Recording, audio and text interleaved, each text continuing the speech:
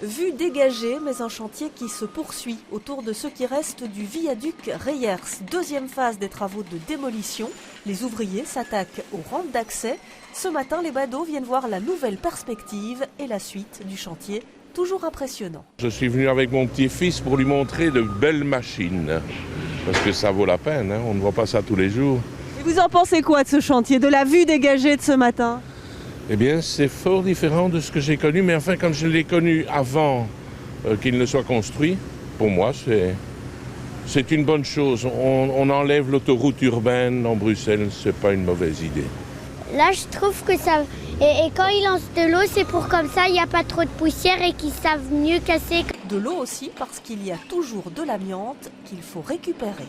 Il y a un tuyau en amiante, on est en train de retirer le tuyau en amiante.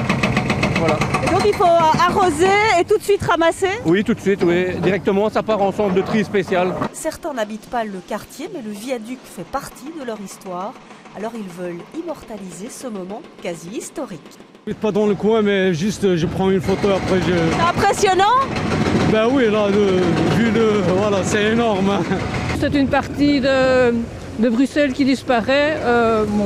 Je crois que c'est une bonne chose parce que ça défigurait vraiment le paysage. Et puis il y a les nostalgiques, pas très nombreux, mais qui ont parfois du mal à accepter le changement. J'ai connu ce pont et je suis un peu triste de voir le pont se détruire. En gros, je regarde ça.